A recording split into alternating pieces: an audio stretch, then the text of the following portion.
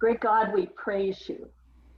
We praise you that we are able to gather in this way. Thankful that we can once again see each other and hear what has been going on in our lives. And we pray that you will guide us today as we consider our ministry among your children of all ages. God, give us new insights that we may leave here newly inspired to be about serving you. We pray for Kendra as she shares this much needed information. Thank you, Lord, for her experiences. Open our hearts and our ears to hear. This we ask in your Son's name. Amen. So I'm very, very excited about introducing Kendra Oglesby to you today. We did not know when we planned this meeting a long time ago how essential it would be. We planned this long before COVID was even on the horizon. Kendra's actually joining us from Indiana today, and that's one of the miracles of Zoom, that our leaders can come in from all over. Kendra returned to school in the fall of 2013, intending to pursue a master's degree in geriatric social work. She'd had a lifelong interest in gerontology. However, her focus began to shift as she became convinced of the urgent need for mental health advocacy within the church. So as mental health coordinator at Clear Lake Presbyterian Church, her purpose is to integrate mental health awareness and wellness into the life and the work of the church. Kendra has 2 grown children. She has an adorable dog, and she and Steve recently celebrated their 33rd wedding anniversary. Her husband, Steve, is the pastor at Clear Lake Presbyterian Church. And for full disclosure, I will say I am a member of Clear Lake Presbyterian Church. But at this time, we welcome you, Kendra.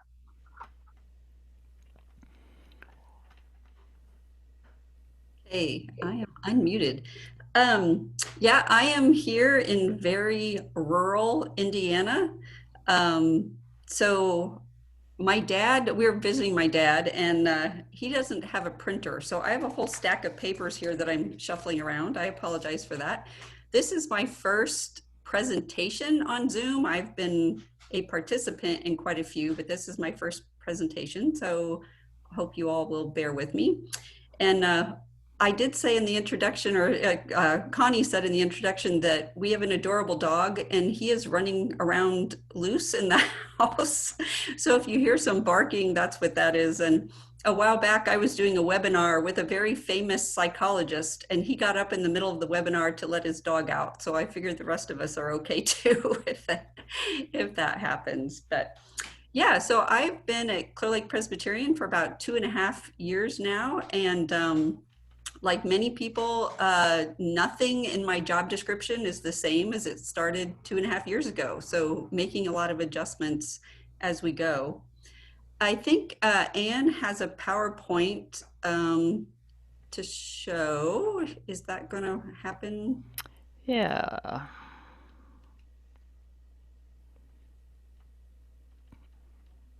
How's that? And we can skip that slide and go to the second one.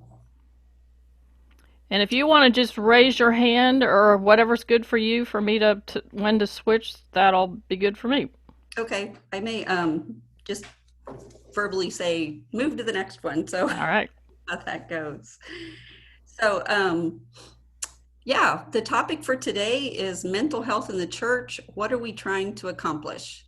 And I'm going to throw out a lot of thoughts, maybe not so much answers as just things for us to think about. So I hope that we will have some discussion at the end as people process the information that we're talking about today. So next slide. So when we talk about a mental disorder, what exactly do we mean? And that's a very good question. Basically, some group of experts somewhere comes up with these somewhat random definitions of what's considered abnormal psychological, emotional, or behavioral functioning. And they catalog all their decisions in this lovely little book, The Diagnostic and Statistical Manual of Mental Disorders. So I say somewhat random because definitions change over time. So for example, homosexuality is no longer considered a mental disorder. And between cultures, things aren't always the same.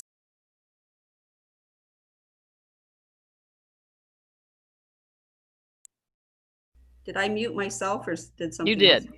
Sorry. I wonder how that happened. Okay, I'll try to be careful. So where did I get muted? Yeah, so homosexuality is no longer considered a mental disorder, but then other things like, let's say, grief is expressed very differently between different cultures. And so it's difficult to give that a specific diagnosis.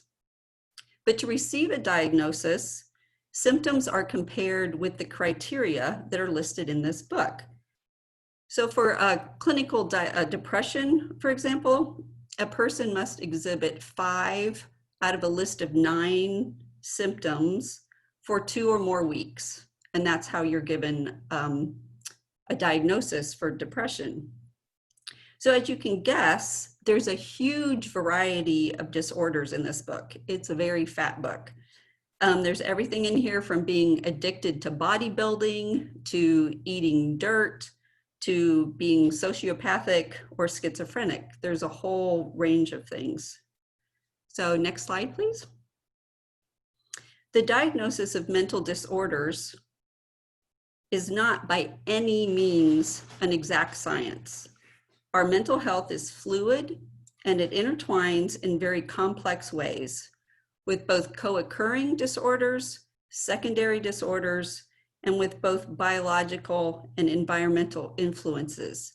So there's a whole lot of things that have to interact and that work with us or against us to create our mental states.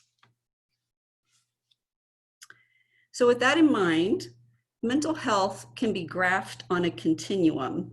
And you, next slide. I think you all received this particular handout with the announcement about the group meeting. But this shows the graph of mental health continuum. So no one is 100% mentally stable all the time. Let me repeat that. No one is 100% mentally stable all the time. We become sick, we become tired, we undergo stress, we experience loss and failure, and even positive things like having a new baby or getting a job promotion can take a toll on our mental state. So all these factors of life ebb and flow and interact to create a person's mental state. So the good news is that God made us as amazing creations. And most of the time, mental distress is somewhat like a common cold. It comes, it makes you miserable for a while, and then it goes away. An individual's ability to rebound is determined by such variables as, next slide, things like the degree that you're self-aware, the availability of the support network, the depth and breadth of the issue, and the use of positive or negative coping strategies. And those are just some of the variables that play into whether or not the mental health issue that you're facing becomes severe. It can require some work, but eventually you get back to a stable state. That's the way it works most of the time. You regain optimal functioning and are at peace with yourself and your environment. So even though no one is 100% stable all the time, usually we can work that out ourselves or with a little help, either from a professional person or from a friend but we get back to a stable place. So in an ideal world, that's how it's supposed to work. Next slide. According to the World Health Organization, mental illnesses account for more disability in developed countries than any other group of illness, including cancer and heart disease. According to the Center for Disease Control, mental distress is associated with increased occurrence of chronic diseases such as cardiovascular disease, diabetes, obesity, asthma, epilepsy, and cancer, as well as contributing to premature death. Our mental health has a dramatic impact on our physical health. And this is a dichotomy in our healthcare system that never ceases to amaze me.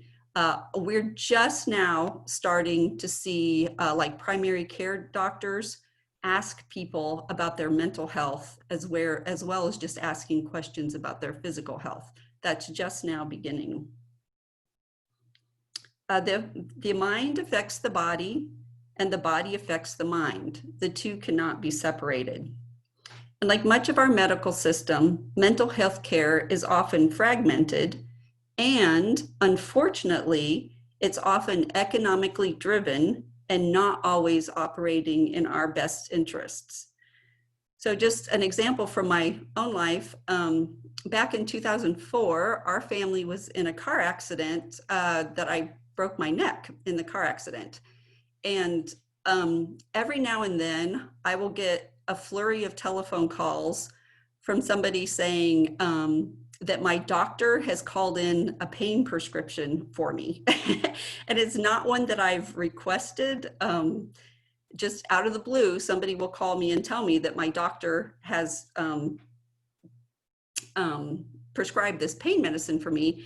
And the hope is that I am in a desperate enough place that I will take this prescription, this kind of bogus prescription that they're offering, in hopes that, then I would become addicted to this medication and keep coming back to them for more. So that's just one of the ways that this works. It's not always in our best interests. So studies suggest that at any given time, 25% of American adults would have a clinically diagnosable, and then again, that means going back to the book that I showed you at the beginning, a clinically diagnosable mental illness, which, next slide. Going back to our continuum, that means those things that are listed there on the right-hand side of the graph, that's what are considered the mentally diagnosable mental health problems.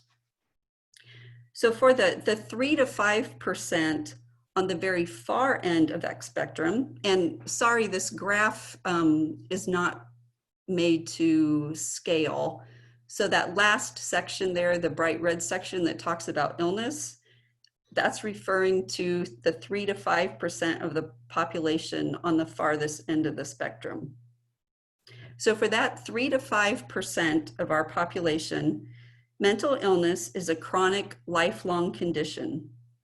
This means that the person has sustained, abnormal, or impaired thinking, mood, or behavior that severely interferes with or prohibits personal, social, and occupational functioning.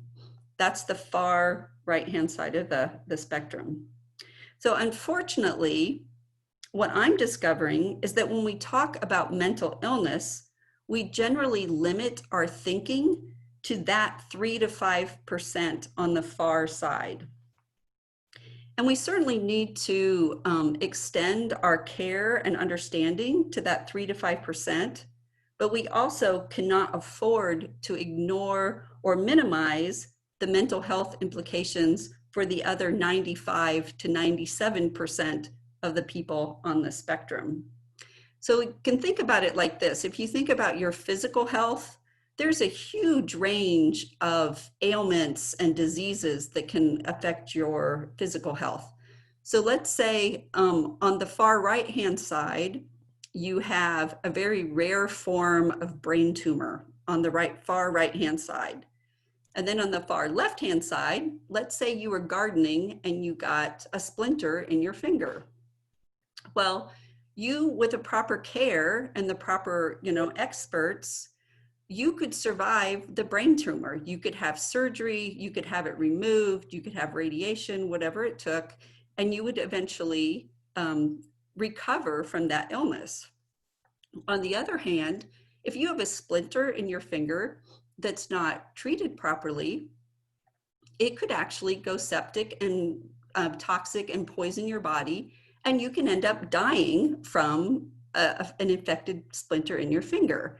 And so that's kind of the way we look at mental illness. Just because you're on the 3 to 5% on the right-hand side, that doesn't mean that you have no hope, that there's nothing that can be done for you.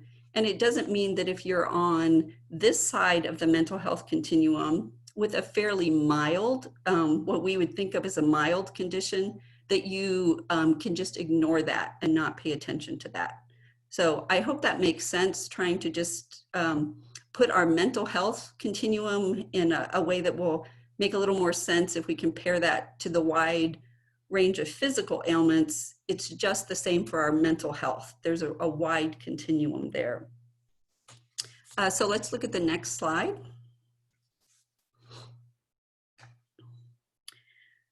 So who is most at risk? There are 4 main variables that determine who is most at risk of developing a mental illness.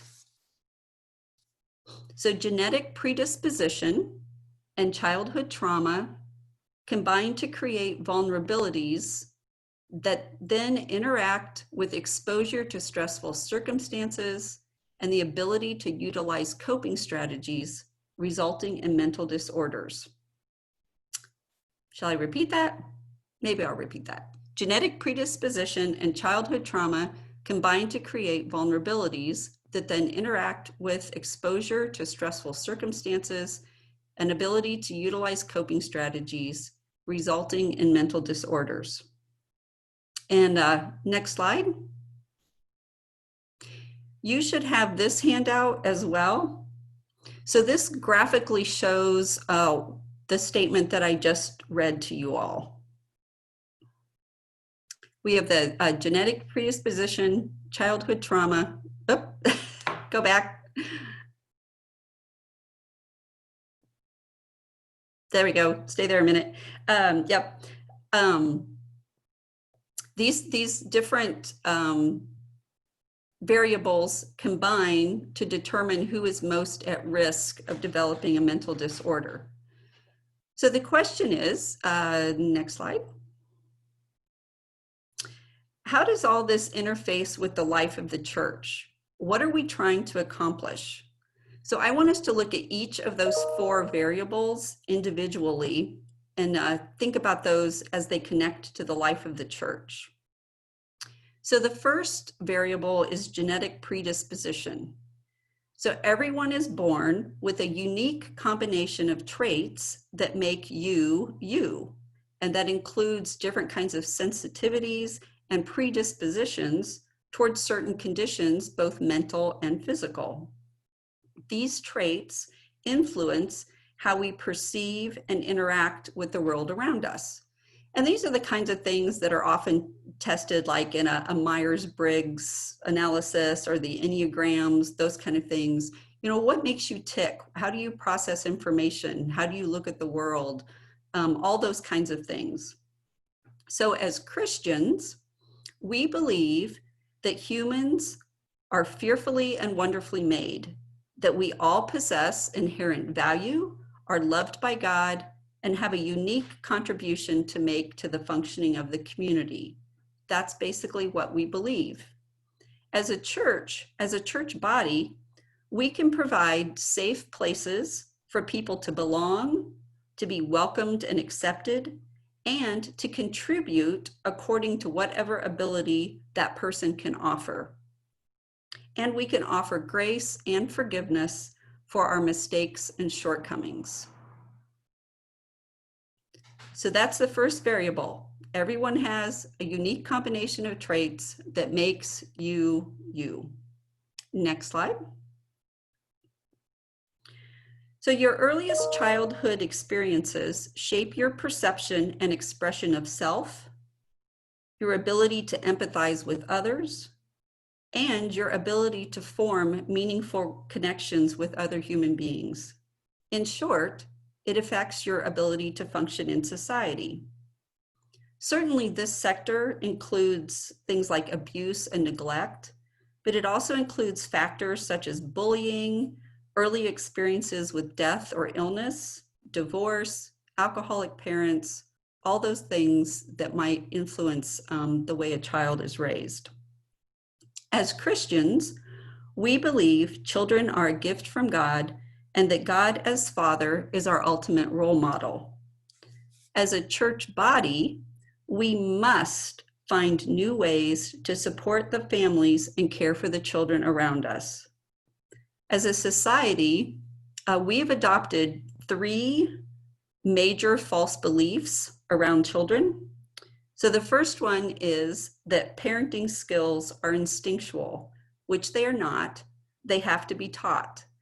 In this day and age, we tend to just hand somebody a baby and send them home and expect them to know what to do with that baby.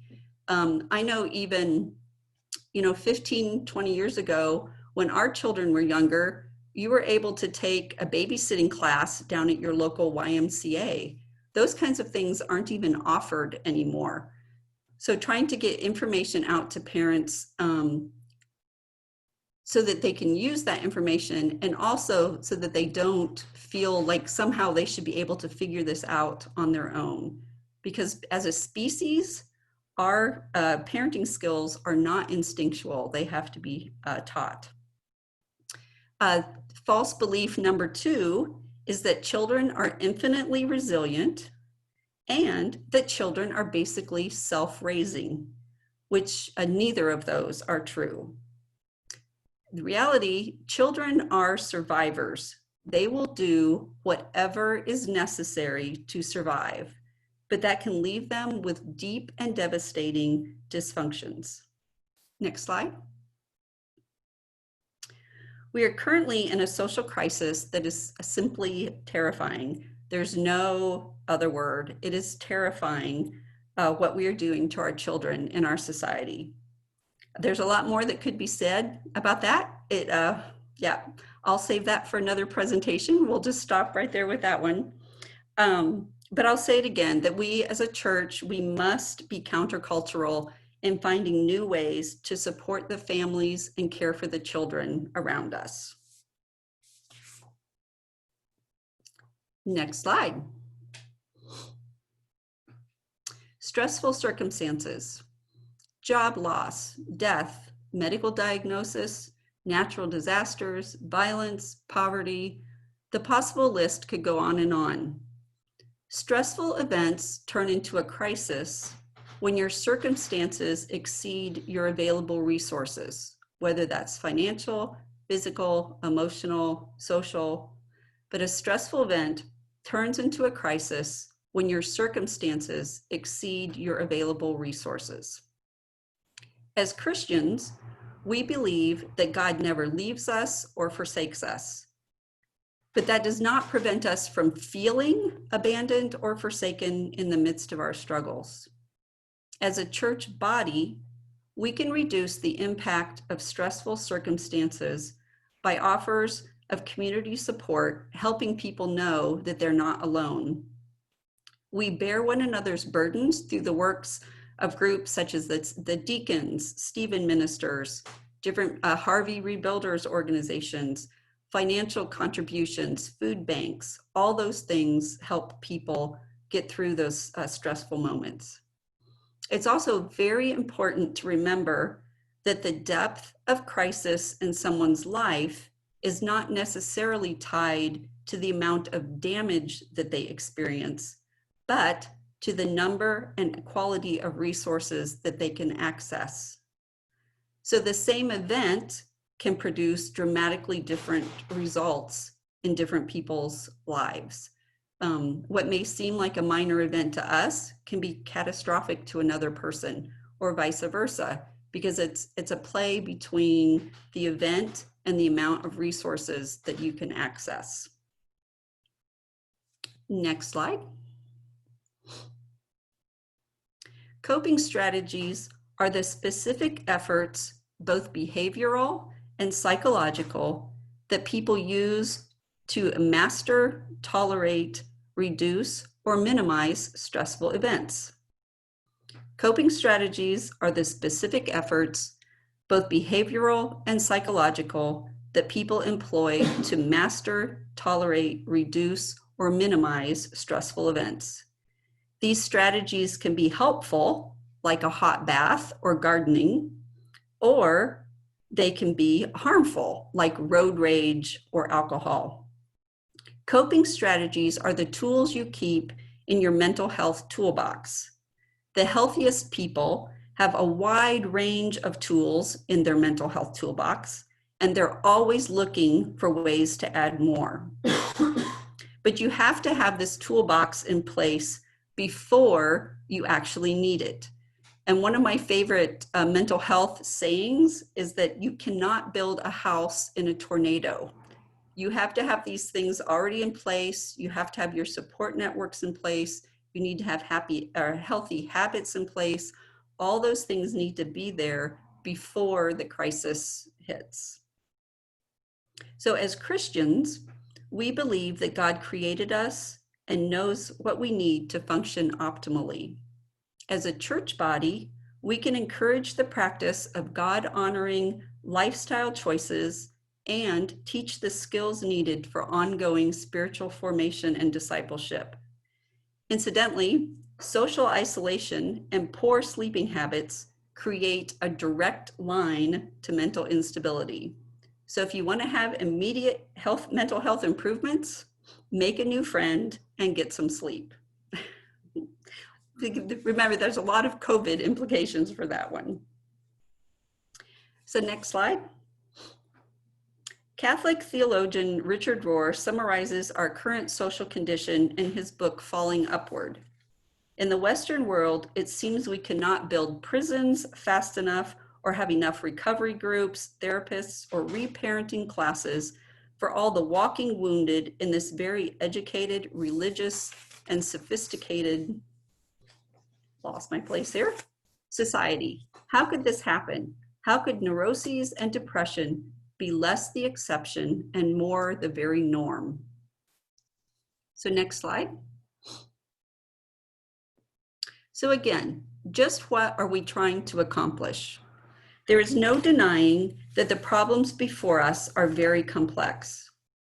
Psychological difficulties, addictions, relational dysfunctions, all interact in very complex ways. Humans are not impervious or invincible. We are impacted not only by our own choices, but also by our environment and the choices of those around us. We live in an imperfect, fallen world with imperfect hearts and imperfect lives. The task can be daunting. Just as we have discussed, the church is uniquely positioned to impact all four of these variables. Uniquely, I don't know how to stress that enough, that the church is in a unique position to be able to impact all four of those variables, to model an alternative way of living to a world desperate for relief. As a society, we tend to believe that mental health is just something that happens to us, that we don't have any control over. But we could do so much more to protect and even enhance our mental well-being. The church has the ability to help people move farther to the left on this continuum, as well as helping people avoid moving to the right. Next slide. Prevention is easier than cure every time.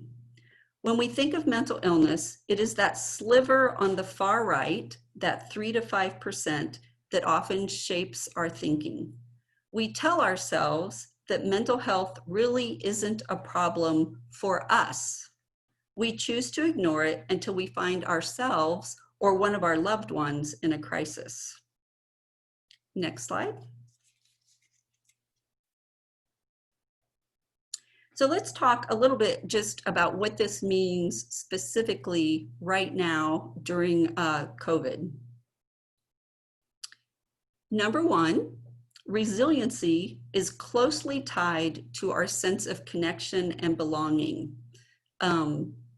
Whatever we can do as churches to keep people connected to one another, to keep them involved in what's happening, just kind of to keep them in the loop is really going to help people.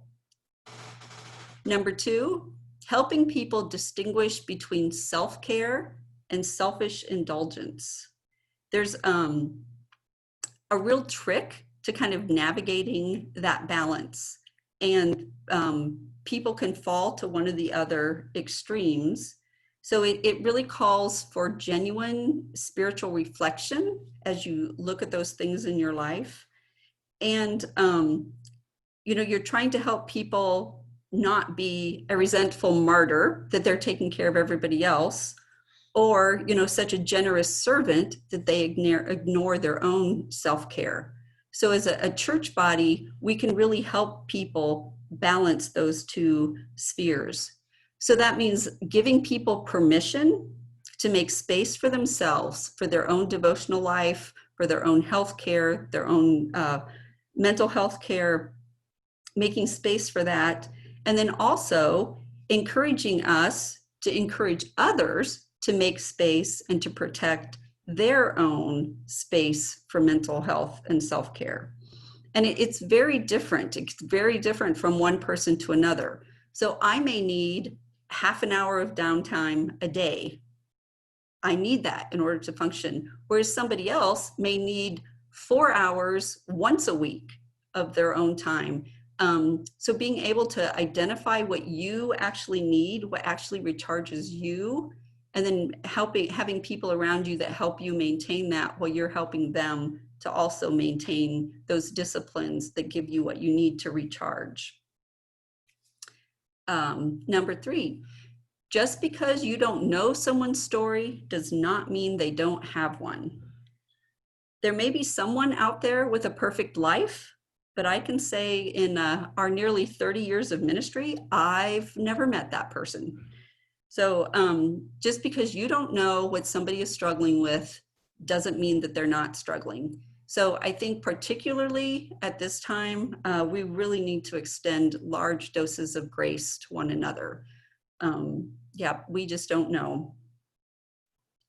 And lastly, it's estimated that 90% of COVID-related mental health problems are tied to issues of fear. So anything we can do as a church to make people less anxious, to help them have some kind of a framework for deciding what's hype and what's real, all those kinds of things are really going to help the people around us to stay stable during this difficult time. Next slide. So I wanted to give you a few very basic, very simple, and super effective anxiety buster strategies. So the first one is just to listen to your body. So it's estimated that 90%, I hope this statistic grabs everybody, 90% of painkillers are prescribed for mental rather than physical problems. So it's not that you're not experiencing pain in your body. You feel real pain, but that pain has an emotional rather than a physical cause. So when you feel, that thing in your neck, that's that knot that's getting to you, or, in your lower back, it's like, stop and think, what's my body telling me? Where's that stress coming from? How can I reduce that? Listen to those messages that your body, do you need to rest? Do you need to exercise? What's your body telling you that you need? I think it's also important to pause and intentionally breathe frequently throughout the day. The more anxious we get, we breathe more shallowly, and it's almost like you start holding your breath. So just stop and really breathe deeply so that you're breathing actually with your diaphragm, your stomach should go in and out while you're breathing and not just your chest. You don't want to just breathe up here. You want it to go deep into your body. So pausing several times a day just to breathe deeply will help your anxiety. A new thing I just learned, and I think this is really cool, is that you hold your stress in your pectoral muscles right through here, and emotions get stuck right through here. So several times a day, if you can stretch those muscles, do some back strokes with your arm, get in a door frame and push your arms back, up, down, lower, push those muscles and loosen that. It does a lot. It feels great, and it really helps just kind of redistribute that tension in your body. Another new thing that I just learned, telling you all these new things that I think are really fun. There for a while, I kept feeling like I had a sunburn on my face, which I thought was really weird. I don't burn easily to begin with, and then I hadn't been out in the sun. So it's like, why do I feel sunburn? And then I heard that your body, you store adrenaline in your face. And so if you put ice packs on your face, it really helps lower your stress level. And I think it's really easy to do. It's super underutilized, and it works great. So, and the last thing, stop, drop, and bundle up. And what I mean by that is, when you're under stress, and we go through these days where there's just roller coasters of emotions, and by the end of the day, you're just feeling like, I just want to collapse. And what I've learned is that as human beings, as animals, living animals really, we're supposed to give into that feeling. So when you feel the need to collapse, probably not like in the Walmart parking lot, that's probably not a good place to do this, but when you're home, and you have a quiet, safe place, to literally get a heavy blanket, wrap up in this heavy blanket, and just curl up on the floor, curl up in a chair. I don't recommend doing this on your bed because you're not sleeping, you're just decompressing. So you wrap up in a tight, heavy blanket, and just imagine yourself being wrapped in the arms of God. And I particularly like Psalm 131, just as a short meditation.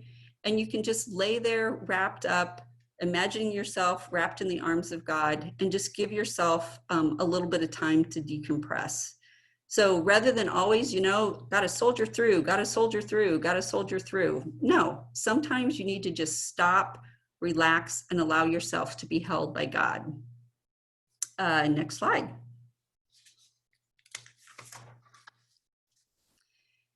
So these next couple items are specifically addressed to pastors. I don't know exactly how many pastors we have in our group, but probably all of you know pastors, so keep this in mind.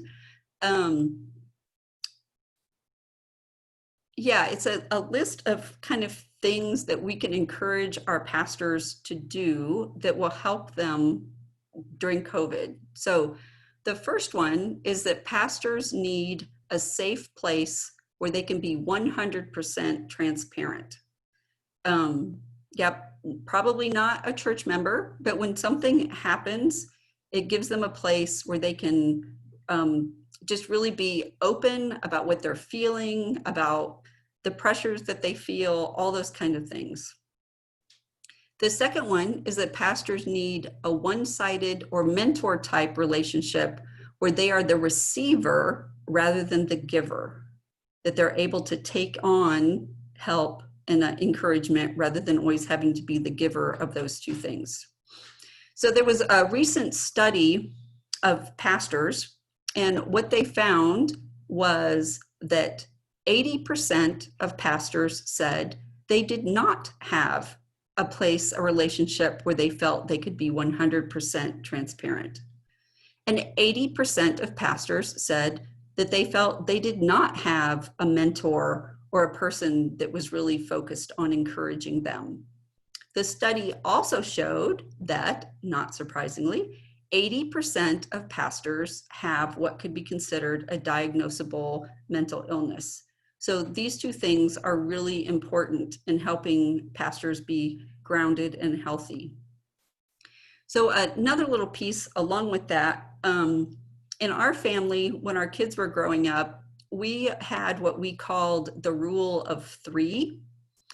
And that means that we really tried to get our family to have relationships in three separate spheres. So like our kids would have their church friends, their school friends, and then an extracurricular activity like a sport or choir, that kind of thing. And the logic behind it was that if there was drama in one area, you had two other areas to balance that out. And we started that with our kids, but we realized that that's really a pretty wise thing to do for everyone. And so even now our daughter will be like, Mom, where are your three spheres? Where are you? And keeping us accountable for that too. You know, being a pastor's family, being involved in ministry, it can become all consuming and not very healthy if that is your entire world, is that one church. So now, particularly in such a stressful environment during the COVID time, you can feel like maybe you don't have the time or the resources that the pastor can to focus on creating those extra relationships, but they really need to do that. We need to encourage them to do that because they can't give what they don't have. So, and you know, lastly, just acknowledging this is not what you trained for. This is not what you signed up for. It's all a big learning curve. And to remember too, that it's really not fair to expect the pastor's spouse to be able to do all these things for their pastor. So there has to be some encouragement, real encouragement for pastors to get out, to get involved in something, to have a hobby, to have things that allow them to recharge so that then they can come back and engage fully with their congregation.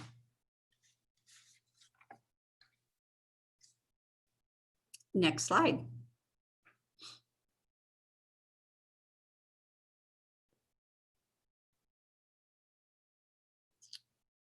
So it does not matter what mental health criteria you measure. Every single one is at a breaking point. In fact, we're headed for what I feel is a mental health crisis tsunami of pretty epic proportions. And I don't say that jokingly.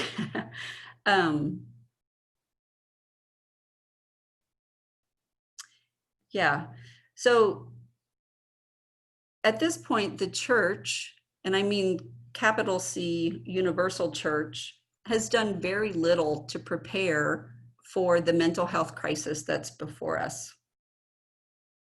In his book, The Slight Edge, business guru Jeff Olson quotes psychologist Marty Seligman, the difference between positive psychology and traditional psychology is that with traditional psychology, the ambulance is at the bottom of the cliff.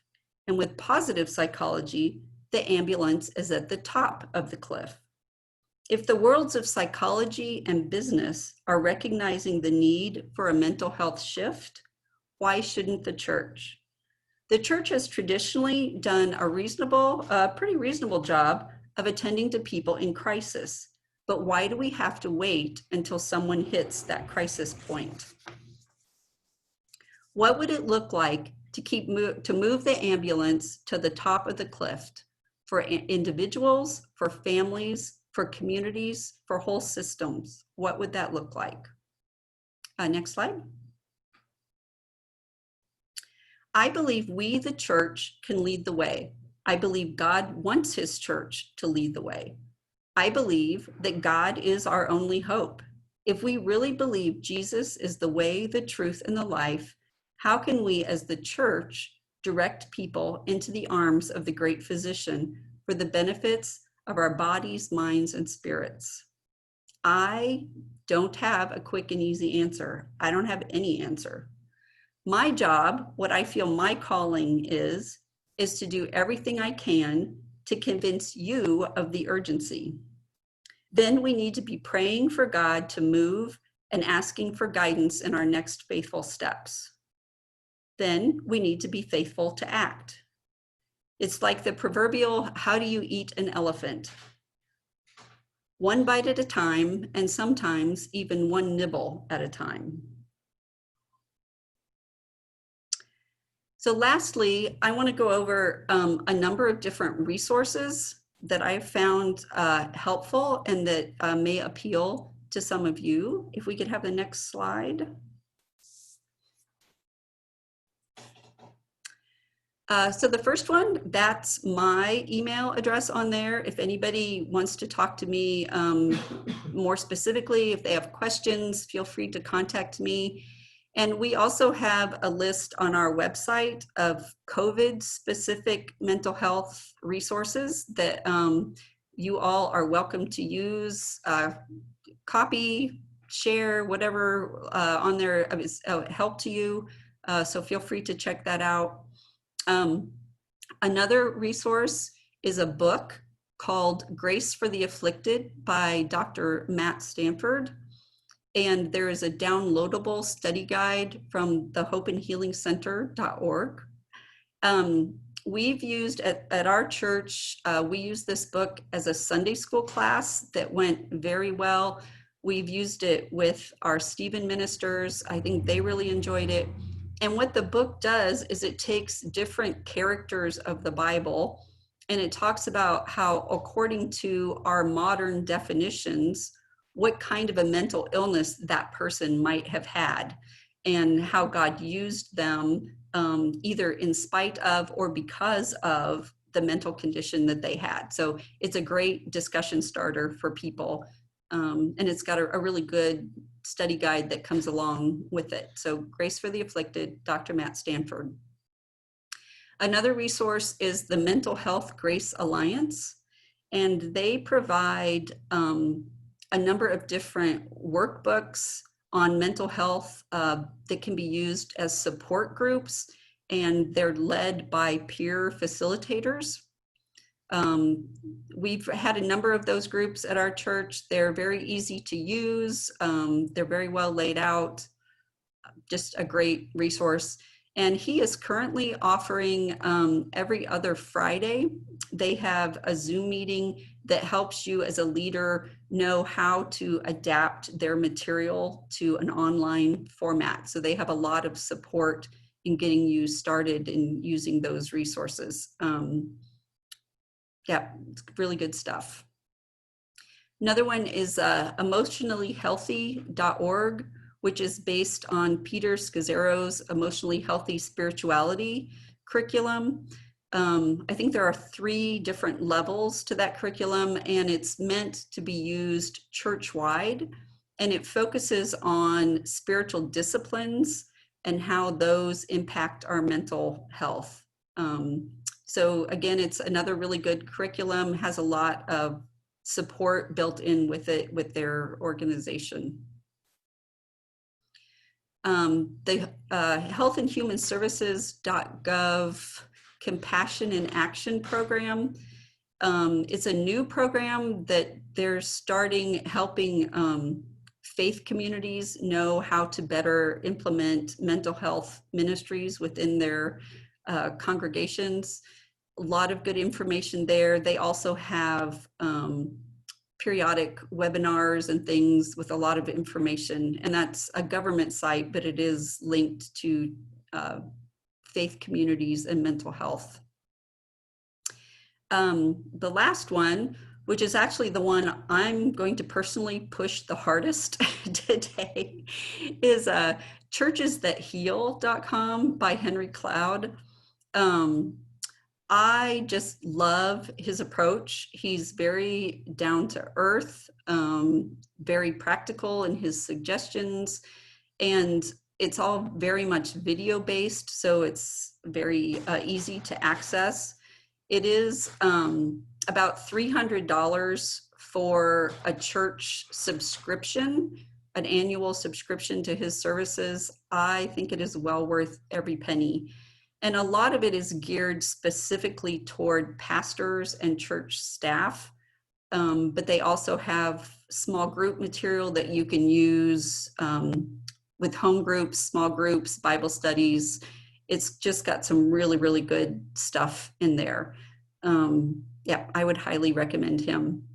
And there's another one that just has come up recently that I forgot to add to this list, but it's through the American Association of Christian Counselors, and it's a certificate in Christian coaching that's currently being offered.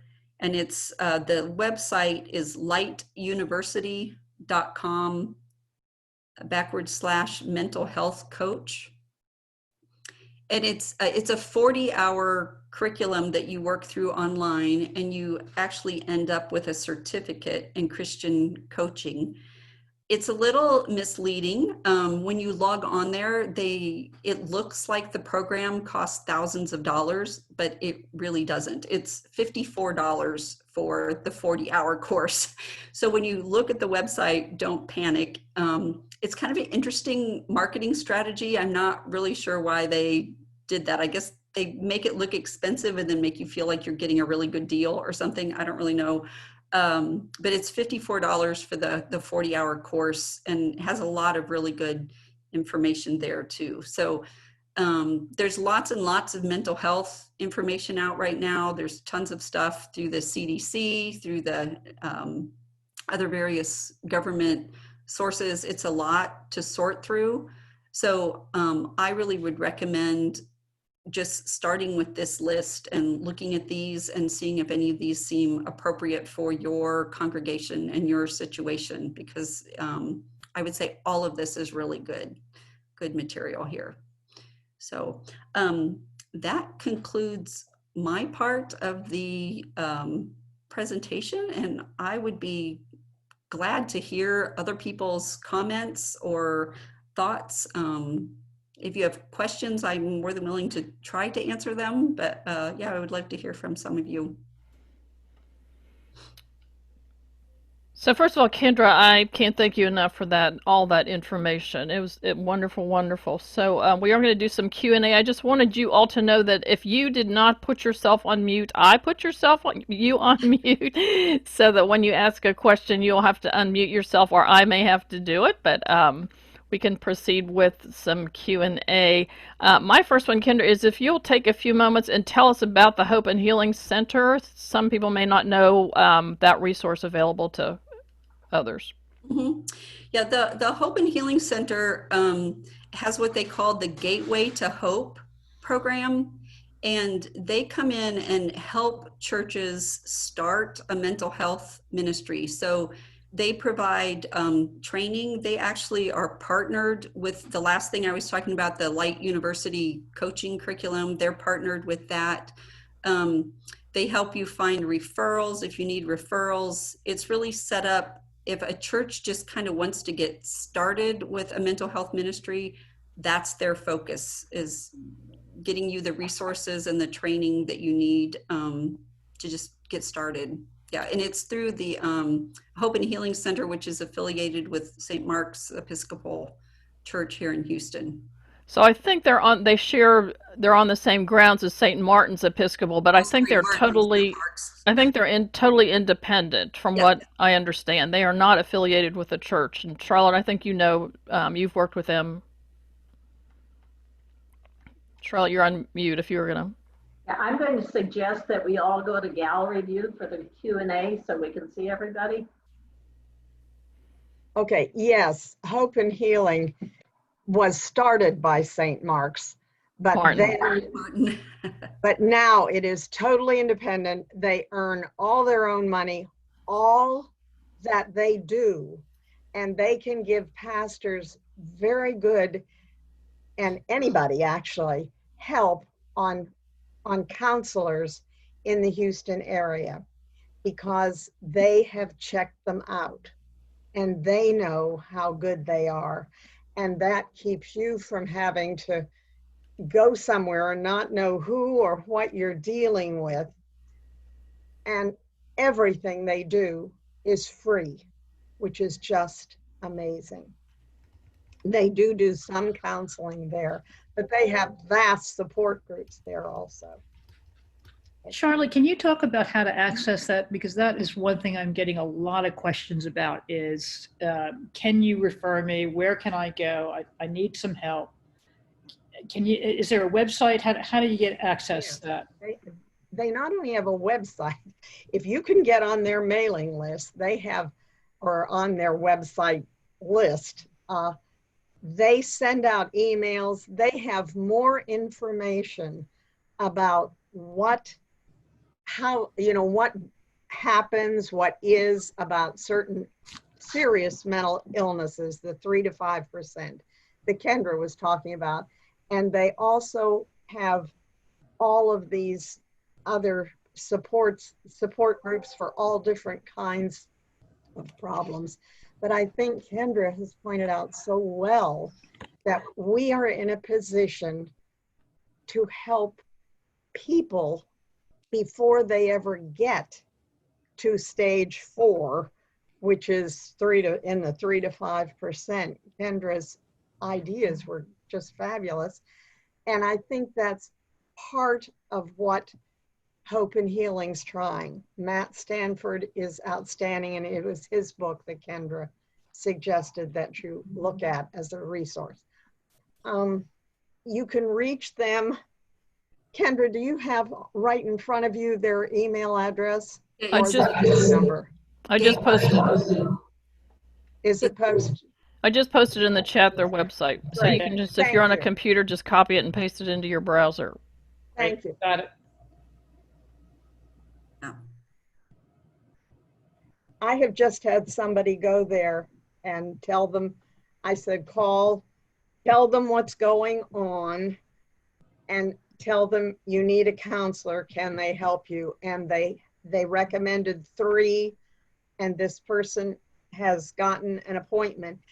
But you know how it is with those appointments. It's 3 weeks hence. It isn't today. But if you need to be seen right away, Kendra, do you know that? I believe they would see you immediately if you're in a crisis. What do you know about that? I mean, there are a number of different mental health hospitals in the area that see you on a walk-in basis if you have like an immediate crisis. I don't know what the waiting time might be at the Hope and Healing Center right now, but I will inject also that what I'm finding is that with mental health, there's kind of this donut. People don't want to go too close because they don't want to run into somebody that they know, but they don't want to go too far because they don't want it to be inconvenient. And so finding a therapist that's within this range of geographic donut can be a little tricky. So sometimes it can take a little bit of work to find someplace that works for that particular person. And it's part of my frustration because I think, if you found out that your daughter had some rare kind of cancer, you would drive to Iowa to get the best care that you possibly could. But when it's a mental health issue, it's like, oh, well, that's too expensive, or, oh, that's just not convenient, and trying to get people past that thinking that, no, these are really critical issues too, and they deserve our attention and our resources. So that's kind of an ongoing battle. You can find a perfect referral and somebody can be like, no, that's just a little too far away from me. So it can be a little tricky finding those referrals. I think it's amazing though now that they are doing the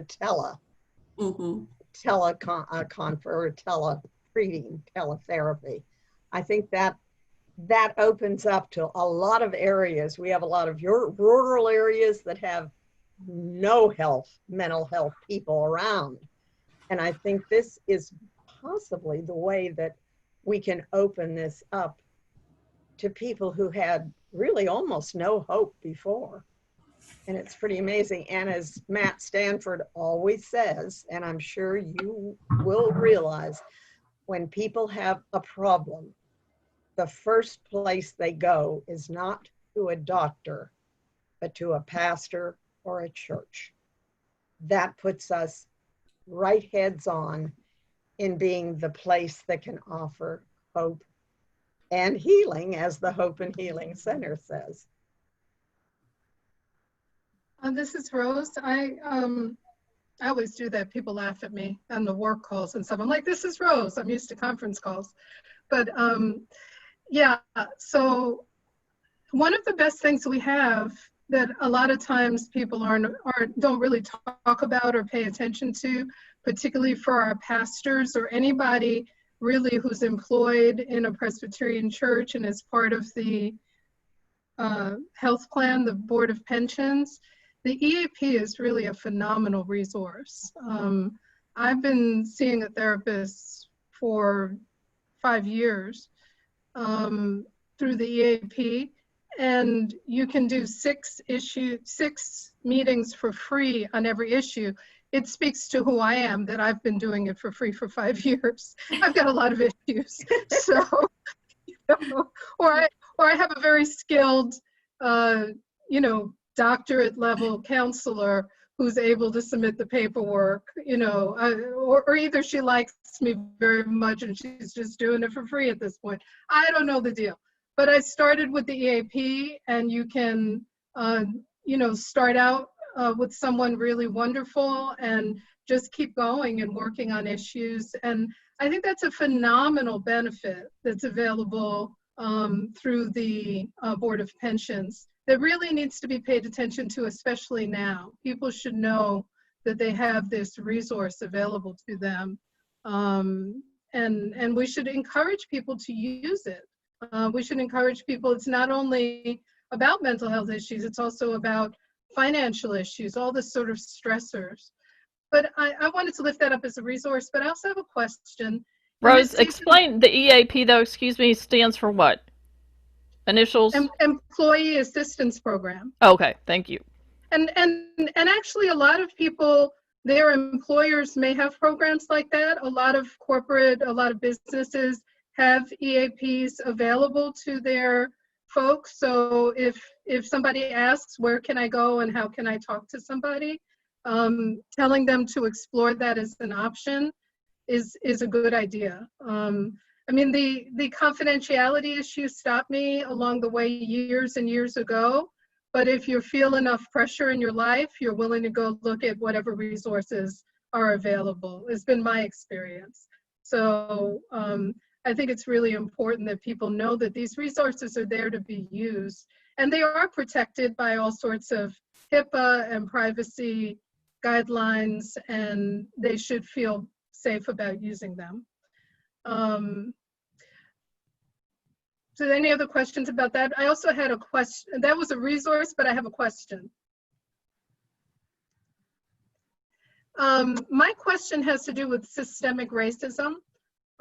Systemic racism as one of the pressures in our world, to the degree that we look at the way in which racism as it impacts immigrant groups, as it impacts people of color, the degree to which that gives us a kind of stressor that people in mainstream realities are probably not aware of, how the microaggressions every day create an environment of stress.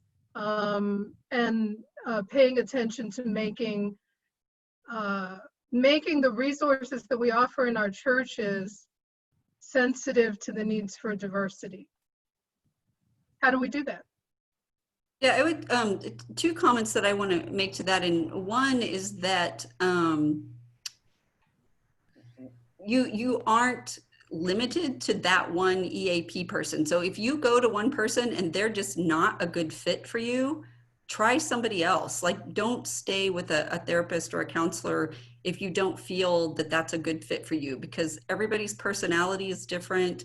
They have different kinds of training. They, come from a different theory or a different philosophy of mental health. If it's not a good fit for you, try somebody else. And I think that follows along with the systemic kind of things that we're talking about. The training between therapists on those issues varies greatly. So, you know, I think those are legitimate questions to ask them, you know, when you're looking for a therapist. What kind of training have you had? What's your view on this? Make sure that you're comfortable with where they're coming from. Yeah, I mean, I personally graduated from the University of Houston, which is one of the most diverse colleges in the nation and the most diverse program in one of the most diverse colleges in the nation. So, you know, we spend a lot of time talking about those issues, but not everyone does. So, yeah, does that answer your question at all? I don't know. Yeah, I just think it's a question of, for our churches, you know, Presbyterian churches trying to become more sensitive to these issues, and trying to really work at it and go deeper right now, especially. But not only in the present moment, but in the long term, it would make a huge difference to people around us in terms of how they believe they're going to be received in our churches if the resources that we talk about offering signal that we are comfortable with diversity. Well, I also wanted to say that on Hope and Healing, they now have online, I think this is right, Kendra, tell me if I'm wrong, a presentation that Matt Stanford gives that is excellent on mental health, that you could use for a group to see, or, you know, with as a Sunday school class. What do you think, Kendra? Do you think his speech? Yeah, I've heard his in-person speech. I assume this is a similar version to what he gave. So I haven't seen the recorded one, but I assume it has really good information in it. I have heard him speak live. Yes, it is very good. And within that, also on their list, they have online training in how to set up support groups. And I'm not sure, I think have even gone now to peer training online. They're doing all kinds of training now online. So that is something that would make it easier, I think, for people within churches to avail themselves of some information. Kendra, how do you feel about that? Yeah, that's part of what I was saying, the Light University program that I was talking about, the 40-hour certificate training, that's done in partnership with the Hope and Healing Center. Oh, so really? You can find information about that on their website as well as on the lightuniversity.com website. One of the things I think that differentiates the Hope and Healing Center program from like the one I was saying, the Churches That Heal program, is that the Churches That Heal is more geared towards everyone, anyone in the congregation. The Hope and Healing Center is really geared more towards people who already have a known diagnosis. It's, you know, something that they're trying to live with, something that they're trying to manage. So it's to some degree different audiences. So yeah, that's just the distinction that I wanted to point out. That's good to know, because I think that makes it helpful. So I'm going to cut in right now because we are just so appreciative, Kendra. I mean, I think you've just triggered lots of thoughts, and I want to let everyone know that this has been recorded. And so the PowerPoint with the resources on it will be available on the Presbytery website. I think, Anne, we can send out an email to everyone who registered, letting them know when that's up and running. So that will help you a lot.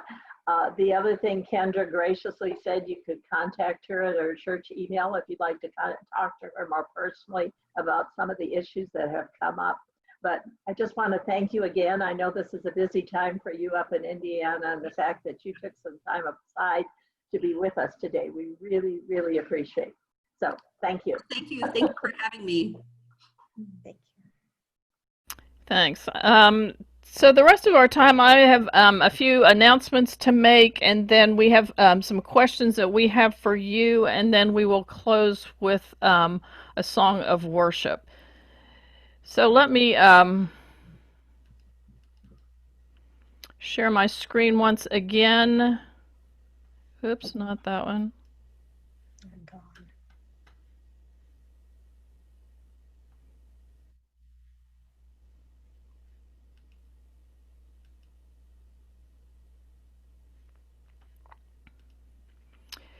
I wanted you all to be aware of a conversation that Bruce Reyes Chow is going to have pastoring the body of Christ in a time of pandemic. This is not just another Zoom meeting. So that is next Tuesday from 2 to 4. Let me show you what that looks like.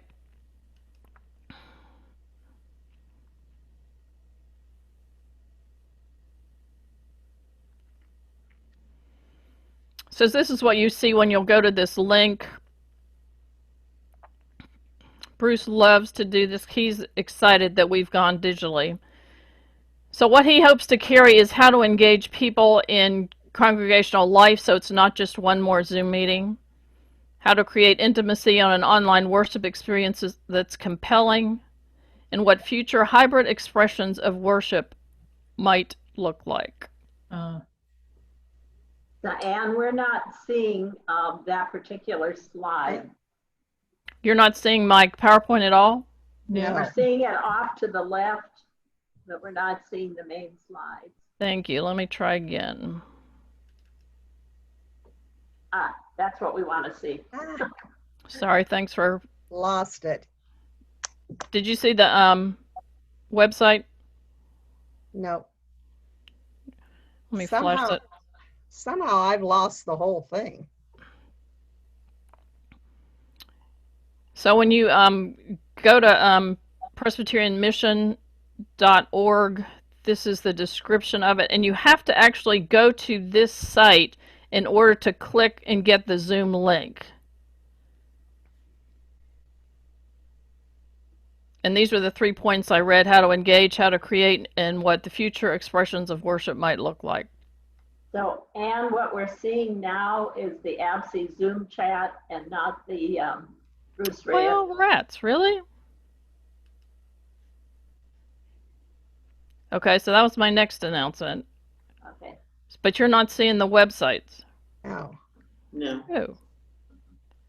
I'll try this one more time after I don't know how to do this.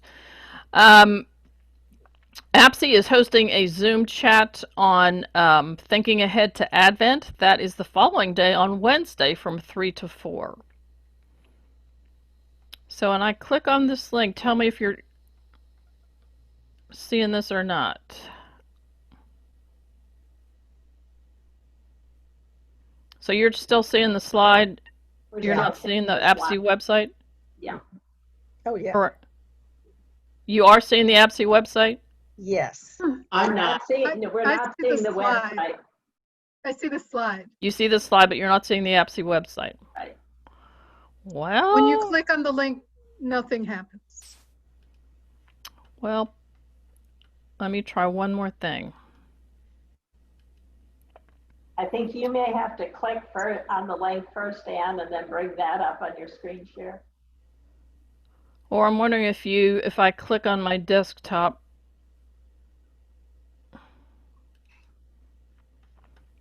I don't know how to do this.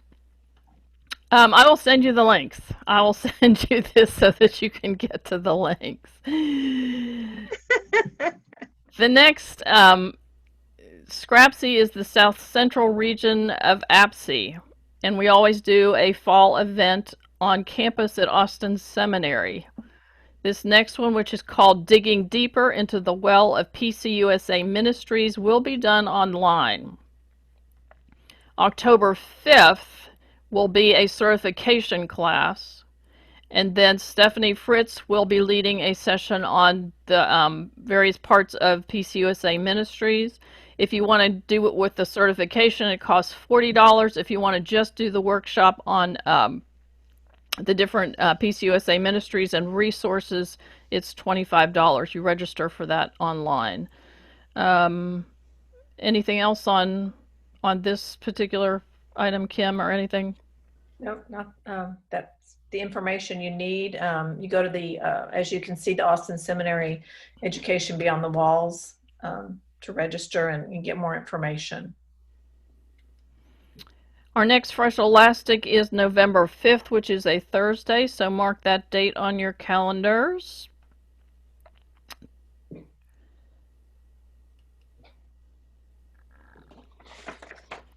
And a reminder that the APSE annual event is scheduled for February 3rd through 6th, 2021.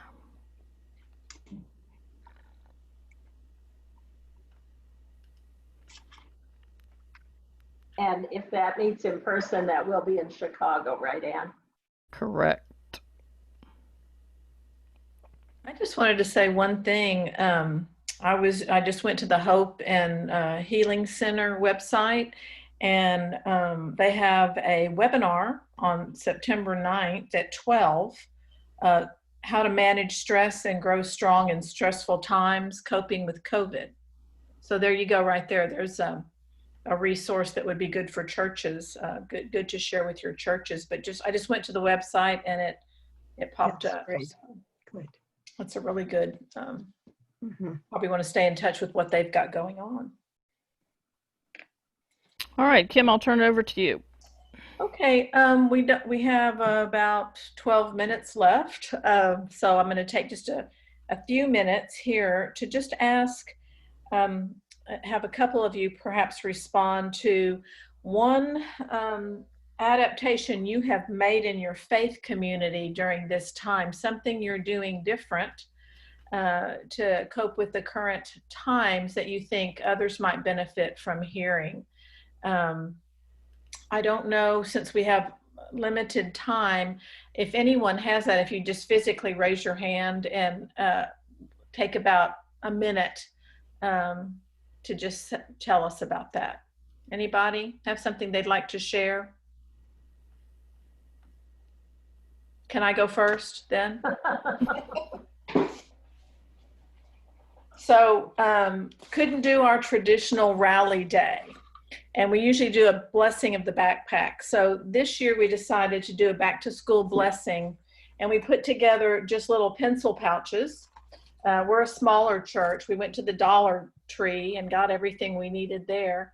But put together a little packet of school supplies and blessed these. And we're in the process of delivering them along with what we're calling, and this is going to take up my whole screen. Can you see that? Takeout Church. It's a pizza box. Get it? Takeout. And it is filled with some, let's see if I can pull one out. This is Growing in Grace and Gratitude recently sent a free resource for parents for their curriculum. And we took that resource and printed out the story, made a little story folder, and put color sheet and an activity sheet with it, and put those in the box along with several different activities that teach you about prayer and different things you can do as a family with prayer. And we have even a flat Jesus to carry around with you and take pictures of on a popsicle stick. Here's flat Jesus, a little memory game, all things we made up. And we are delivering those things to our families. So we split that up and we're taking it out. And we're hoping that to get some Zoom contact going along with that Sunday School for Children and families. Anything else anybody would like to share? I think Connie mentioned this, but Saturday is the second of 2 training sessions for the Presbyterian Women Horizons Bible Study. And Connie Nyquist has been very involved with that, along with Laura Grice from Woodlands Community and Patty Nanny from Spring Branch. It's 1 to 3 this Saturday, the 22nd. About half of it is on techniques of using Zoom for meetings, the different features like what we just did today on polling and breakout rooms and things like that. And then the other half is on the content and ways of teaching this. So if anyone is interested in that, please, I'm doing the hosting on my Zoom account for that. So get in touch with me, Carol Davis at intouch.net. That's ENTOUCH.net.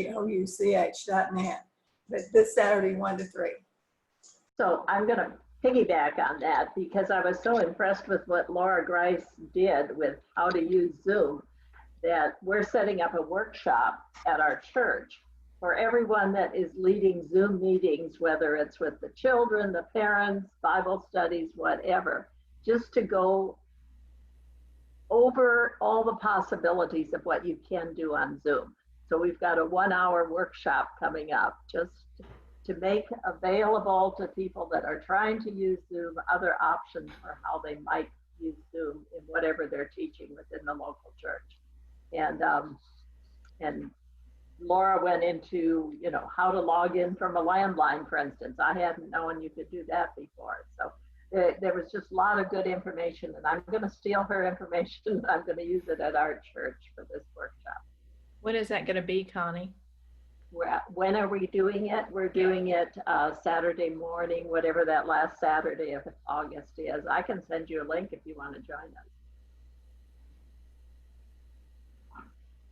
Anything else from anyone, Rose? Yeah, I used to serve a church in Kentucky when I was there. In addition to the work I did for the denomination, Grace Hope Presbyterian Church. And one of the things that they're doing struck me as so cool. They are taking, I don't know if you can see this, they're taking a lawn sign and a box of resources for the children of the church and delivering them. And when I was there, I established a refrain during the children's sermon. I still use it wherever I go when I do a children's sermon. I had the children in the congregation repeat the phrase, "God loves you and so do we." I would have the children say their name and have the congregation say back to them, "God loves you and so do we." And it's just so cool to me that their lawn sign says, "God loves you and so do we." It's a, so it's a way to, they also on the sign have the website for the church and the Facebook page for the church. And so this is a way of letting the children of the church feel connected, but also, and they also bring them a big box of resources and snacks, and I don't know what else is in the box, but you know, I just thought it was a cool way to both connect with the children of the church and also kind of advertise the church, you know, kind of say, this is a way to be connected, not as a form of evangelism as well as connection. Okay, thank y'all very much. Just a quick question before we sign out. We are always looking for ideas and thoughts on what we can offer next in our Fresh Elastic meetings and our gatherings. Do any of you have anything you'd like to share or like to see us address in the coming up times? You know, this may catch you off guard. If you had something right on the top of your mind, great. If not, we would love to hear from you. Just send us an email. And we, you know, like I said, we have to think ahead of ourselves. So, you know, we're currently considering what we're going to be doing in the future. So anybody have any questions? I've been talking a lot, but Carolyn Helsel has a new book about how to work with children around diversity issues that she's co-written with a person who is a person of color. And I just think that this is such an important issue for us as a society right now. And that book by Carolyn would be a great resource to work with. So she would love to be invited to participate in that. Is she a local person, Rose? Carolyn is the homiletics professor at Austin Seminary. Yeah, and her husband is the pastoral care professor. So actually they're a great sort of dynamic duo. And I think they work on similar issues. So maybe they could do a tag team, both of them. You know. And she has spoken at our presbytery, so people are familiar with her. I just didn't pick up on the name, so. Right. So the new book really focuses on how to work with children, in particular, around issues of diversity. Can you give me the title of the book again?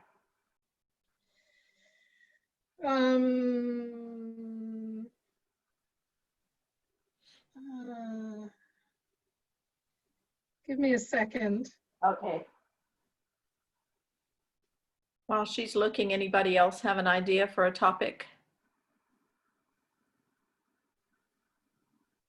Be sure and just let us know, email us if you come up with something you'd like to see.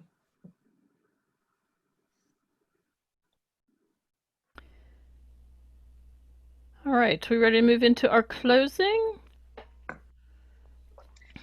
It's called the ABCs of Diversity, Helping Kids and Ourselves Embrace Our Differences. Okay, And it's very with, good. it's Carolyn Helsel and Joy Harris Smith. Great, thank you. So for our closing today, I don't know about you, but I've missed so much singing. And one way that you can do singing with a group is to do it through signing. So what we're going to do today is to teach you the signing for Spirit of the Living God. Spirit of the Living God, fall afresh on me. So Kim is going to show you those motions. So for a moment, if you want to put it in speaker view, you can see her close up. But then what we will do is I would invite you to go back to gallery view, because it's so powerful when everybody is signing at the same time. That is also just a wonderful expression of worship. And so I will be playing and singing. I will ask all of you to put yourselves on mute right now, even though I know you have wonderful voices. Unfortunately, Zoom does not sync all those wonderful voices together. So I invite you to sing on your own. And Kim, if you'll just talk us through the motions and explain those right now. Okay. We're going to go with the very simple motions today, as you should do with the group. But basically, it starts, Spirit of the Living God, fall afresh on me. Okay, so that's just Spirit of the Living God, fall fresh on me. And you repeat that twice, of course. And then the next words are melt me, mold me, fill me, and use me, like out into the world. And then again, of course, Spirit of the Living God, fall afresh on me. Pretty simple. Plus you're singing and you have to sign, so that brain's going a lot of different directions, so we kept it simple. So the first time we do it, we will sing Fall Afresh on Me. We will sing it through the second time and replace me with us. And the third time we will do it, I will just be humming and it will be sign language only. Spirit of the Living God.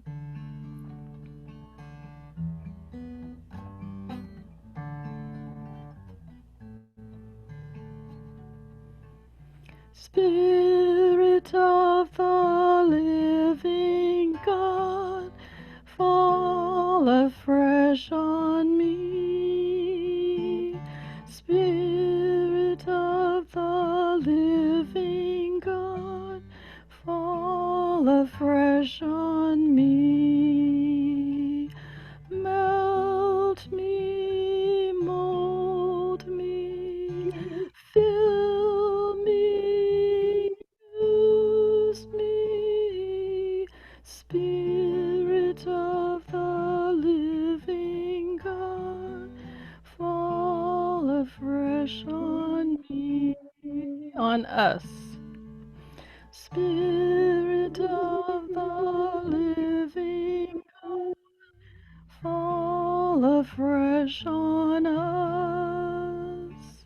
Spirit of the living God, fall afresh on us. Melt us, mold us, fill us, use us. Spirit of the living God, fall afresh on us. Ooh.